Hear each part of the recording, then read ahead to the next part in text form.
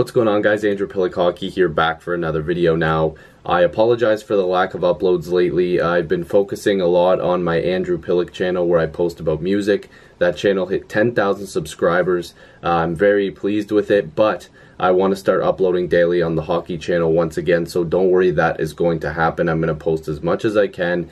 And in the summer, there's probably going to be a lot more posts as well. But right now, I've just been super busy, but the daily uploads will probably be coming back as soon as possible. But you guys see the title. This is a video about a question that I get all the time, and I'm sure a lot of you guys have opinions on it as well.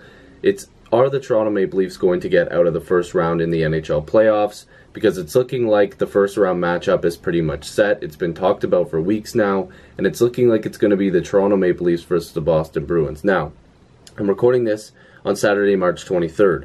Currently, the standings go as Tampa Bay in first in the Atlantic. Of course, they've clinched. They are they're going to get the President's Trophy. They're literally the #1 team in the NHL, and they're going to stay like that. I mean, they've already clinched it.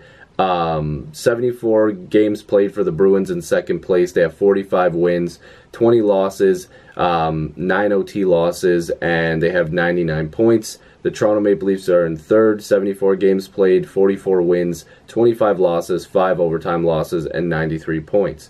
Now, just looking at their last 10, Boston is 7-3-0, where Toronto is 5-4-1.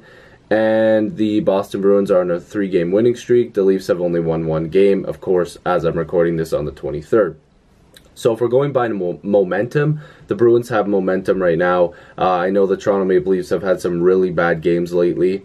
And there's a lot of questions surrounding the team. Are Babcock and Dubas getting along?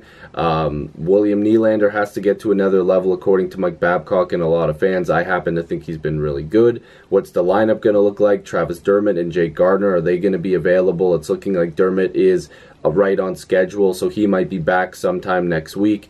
And Jake Gardiner hopefully will be back by the playoffs. So, with just a couple weeks away, 2 or 3 weeks away from at least starting to solidify the fact that, okay, the playoffs are starting, there's not a ton of games left, it's going to get real interesting here. We're like a month away, basically, from real playoff hockey. And the Toronto Maple Leafs have a lot to prove. A lot of people are counting out the Toronto Maple Leafs right away. And let me just say this. This isn't going to be a biased video where I just say Toronto's going to win, this, that, and the other. The Boston Bruins are heavy favorites right now. They're the better team. The way they've been playing lately, they're just a better team. They've been coached better. The way they've been playing is better. They've been playing very physical, as we know Boston can. They've got a dynamite team, of course, when you have guys like Pastrnak who can just score goals at will. And then you've got Bergeron, arguably the best two-way player in the game. Brad Marchand, who's a pest who can also score goals.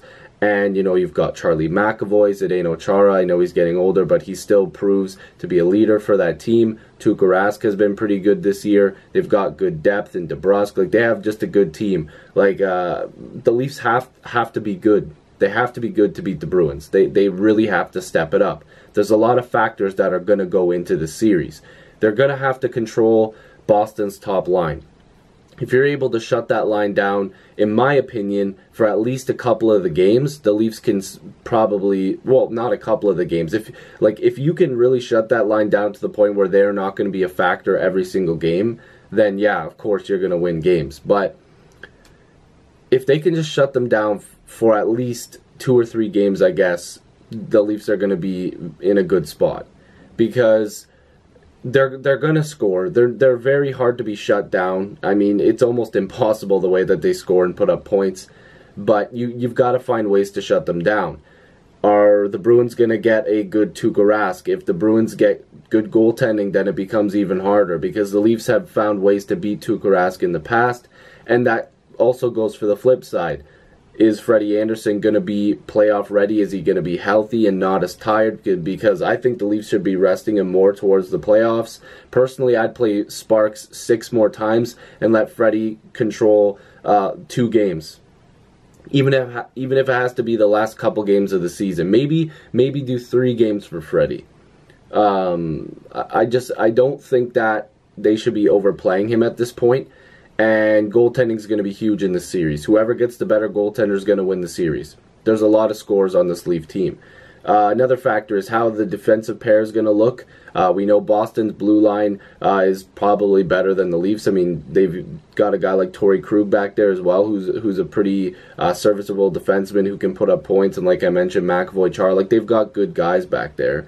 The Leafs blue line is not as good, but if you get Hainsey and Zaitsev in limited minutes and you play your top four, Riley, Muzzin, Dermott, Gardner, if you play those guys a lot more, then maybe the Leafs have a better chance. You need to have a good series defensively, because if you're good defensively against the Bruins, you have a chance to win because the Leafs scoring.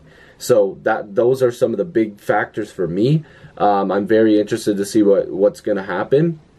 But if I was to say the key factors, it's you've got to be able to get good goaltending and play defensively sound, because the Bruins are going to play physical. We know they're going to have the better physical game. Mentally, Marchand's a guy that can get in your head. Hopefully Kadri can be a guy like that. Janssen, maybe Brown just throwing his weight around a little bit. Zaitsev, I know he's got a bit of an edge to him sometimes. You need to have a very physical series, and hopefully you can keep up with that with the Bruins, because in the playoffs, a lot of things can go your way and a lot of things can go the other way real quick. And if the Leafs are not careful with how physical the Bruins are, if you can't match that, then it's going to be a problem for the Leafs. Another key factor I would say is if the Leafs can draw penalties, that power play has to be excellent.